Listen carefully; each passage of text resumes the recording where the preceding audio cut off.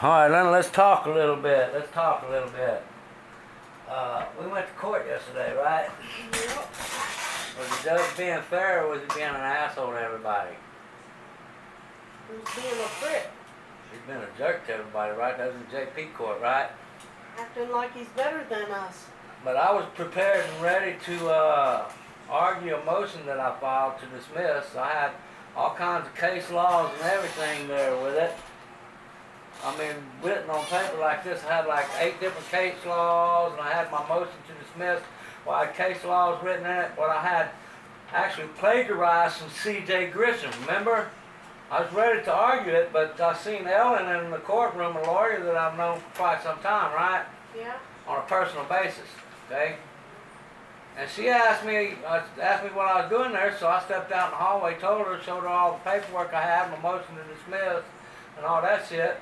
And she asked me, well, you want me to argue it for you? After she read it for like 5 minutes, so I figured, man, she's a lawyer, I'll let her go ahead and argue, it ain't no big deal, because the judge should have already read it along with the prosecutor. And in that motion, I had case laws written. Like I said, I plagiarized that from C.J. Grisham. The attorney, C.J. Grisham, right? Yep. But anyway, when she argued it, when the judge got up there, was he nice or was he mean? He was mean. He was a prick. He was even a prick to her, wasn't he? Yep. He basically wasn't really letting her argue the motion because I put facts of the case in the motion along with case laws. And he said, we're not going to argue the facts of the case. You either give me the law or you ain't got nothing. And she didn't have nothing because, I mean, she really was like not prepared. I should have argued the case myself. But the judge got all mad at her and told her, I'm going to deny this motion. He looked at my motion real quick. I could tell he had not read it yet because he looked at it real quick in a quick glance and he seen where I had the First Amendment written in there in one of the case laws. And he said, the First Amendment does not apply. I'm denying this motion. And he went to signing shit, okay? So, all right. So we walked out and the lawyers, she still ain't hired yet. She just was doing it as a friend. But Linda, before he denied the motion, didn't I raise my hand, Your Honor? Can I add something? Yeah, a few times. Yeah, and what did he say? No, real mean like, no. You sit there and shut up. You've hired a lawyer. Now you let her do your talking for you. And I'm like, okay, whatever, and I sit down. But remember, I had You the didn't case sit law. down. Yeah, I was sitting down already. I was sitting at the defendant's table. But already I had the case laws. I'm the one that had 2 pages. I had my motion to dismiss that I had too. But I had 2 additional pages of case laws that are almost identical to the case in which I'm charged with. Okay, so I was prepared to argue with law. Also, they said, you got 2 motions to argue. We're going to motion the motion to dismiss, and we're going to argue the motion for discovery. I knew they was going to try that, and I was ready for that argument as well. Okay?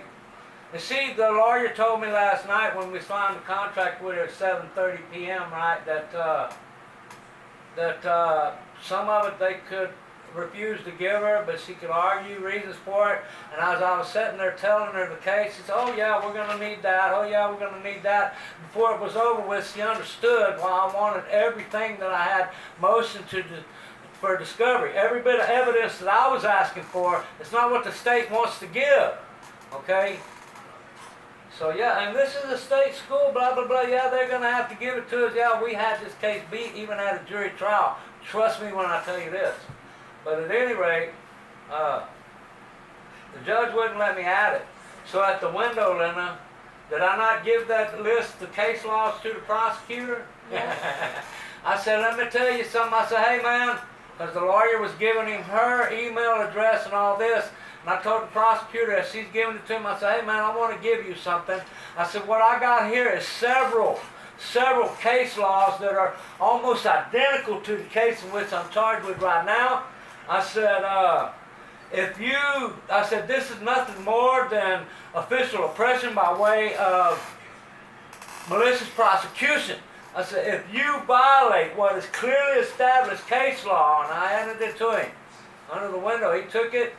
I said, if you violate what is clearly established case law, your qualified immunity is notwithstanding, and you will be held personally accountable in your individual capacity. And I believe that is actually what won that case. I believe because I seen the look in his face when I said what I said, he got scared. He got scared. They wasn't scared, none of them, until this moment.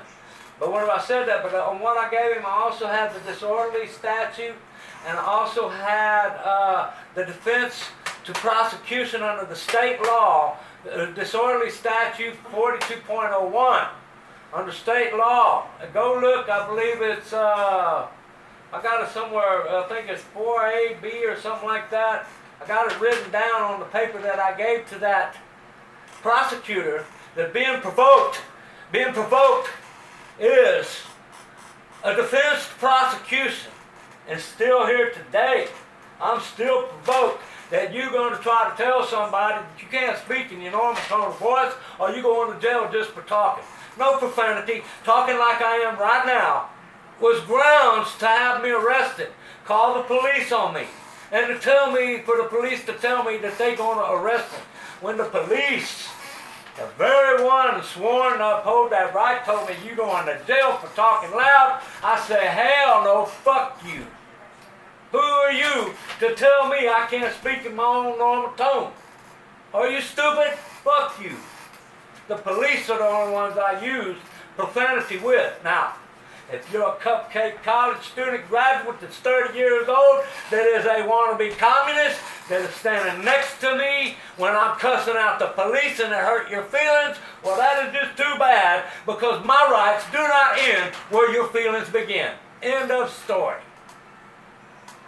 Okay? But at any rate, after everything that happened yesterday, what time did we sign a contract with that lawyer last night, Lena? Probably about 9 o'clock. About 9 quarter o'clock? till 9. Yeah, I went to where they live, pretty much their house, and I sat there and bullshit with her for a couple hours, and then I signed the contract and handed her $3,000. Now, in the contract, it says in there, if it's dismissed, no matter how much time she spent, that money is earned. Well, she called the prosecutor this morning and told him she wants the discovery that I asked for. Yep. And he told her, you know, I'm just going to dismiss this case. So she called me and told me it's been dismissed, and the $3,000, she's keeping it.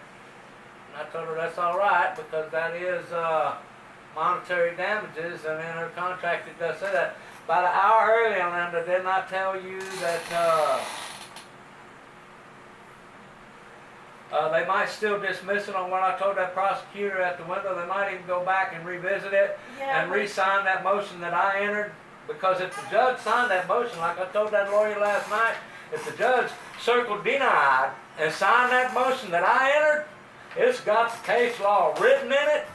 I know he didn't read it because of the way he acted in court, but it was his responsibility to read it before he signed it. If he signed it, he's guilty of malicious prosecution, and I'm holding him responsible for this $3,000. Okay? But at any rate, the $3,000 I am fixing to add it to the federal rights lawsuit, even if I got to do it pro bono. It's a lot of work, but hell, I ain't got no job. I got plenty of time. I'm probably going to ask Matthew Reardon, man, I really, damn, Leonard, old man, if he had a trailer, I'd ask him to come in and stay, and I'd move the trailers out the yard, put him in my yard for a couple weeks, man. Have him help me out, man. That dude, I think he learned how to be a lawyer in prison. I think with him and him helping me, I think I'll win this civil rights lawsuit pretty good. I can't break him the way he should be able to, but I should get a quick 20, 25,000, but I want 200. I want $200,000 for what they have done to me. Now, Linda, let me ask you something. When they arrested me, did you need me? Yeah? You had a colostomy bag on you at the time, did you not? Yeah, I had the colostomy bag, and I was still in pretty bad shape. Yep, and could you change your colostomy bag? No, I yourself? couldn't change that Who bag did that myself. for you? You did that. That's right. How long was I in custody? At least 18 hours. Was you worried about it? Yeah? Yeah. Did you have anybody else that could care for you, the injuries that UTMB caused? Was there anybody else that could do that for you? No. Nobody was available? Huh? Nobody No. was available? Nobody was trained but me. That's one of the things that UTMB didn't like the fact that I was catching on real quick, okay, especially the nurses. The doctors, man, you know, the doctors, they're just, they don't care. Okay, I mean, they're letting trainees do things unsupervised, and that's where the injuries are coming from. Yep. I already know it. I know it. Okay? But the nursing care in there, oh my God, man, talk about derelict duty. The night she crashed, Linda, I went to the nurse's station. I said, look, something's wrong. It was like 15 minutes to 7. She had already been crashing for about 20, 30 minutes. Couldn't get her warm. She was freezing to death. And I kept going to the nurse's station. Started about 20 to 7, 15 to 7. I started going to the nurse's station. Hey, man, something's going on down there. I need y'all down here. Listen, the patient care techs, they're making their rounds. They'll be down there when they get there. You need to go down there and wait. That's what they kept telling me. My son was there that day. She was crashing bad, and at least 10 times I went to the nurse's station begging them to come down there and check on her. Listen, the techs are on their way. They'll be there when they get there. It was supposed to shift change. About 7:10, 7:05, 7:10, I took a video of what was actually happening there, how she was convulsing and everything. And I took that down to the nurse's station. I said, look, this is what's going on. I need y'all down there now. They're elective duty, okay? So they got on their little radio. They called the techs, told the techs to leave their normal route on their rounds, which they normally got there about 9 o'clock every night, right, Lena? Yeah. 9:30. So, yeah. So they called them about 7:10 and ordered them to go to her room specifically.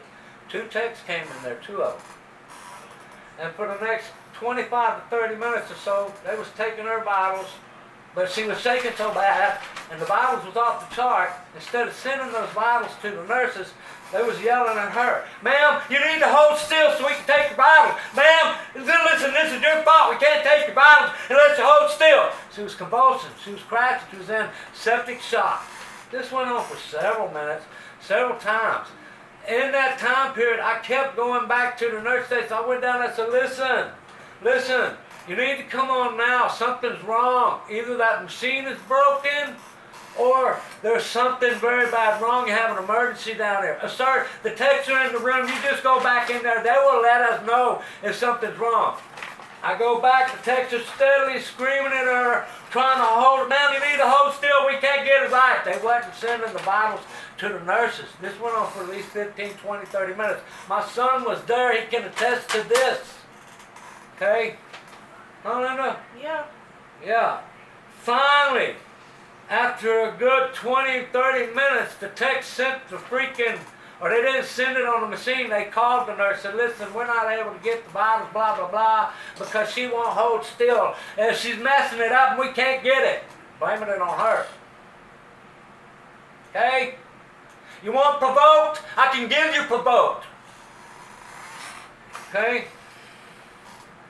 So finally, the nurses came in there. But I was at the nurse's station whenever, like the 10th time while the tech was in there, I went back to the nurse's station. Since the beginning of this, it's like 20 times I've walked from the room to the nurse's station trying to get the nurse to come in there. Nope. Finally, when I was down there like the 20th time, after about 20 minutes of text, they called the nurse. They called the nurse on that radio. Hey, we can't get the 10 vitals, blah, blah, blah. We can't get the correct vitals. We can't send them because she won't hold still. And they was blaming it all on her. Finally, the nurse like, oh my God, she started walking back with me. But you understand, I already knew what was going on. At this point in time, I kind of collapsed as we got close to the room. I didn't come back in because I didn't want you to see me, Linda, the way I broke down, because I knew.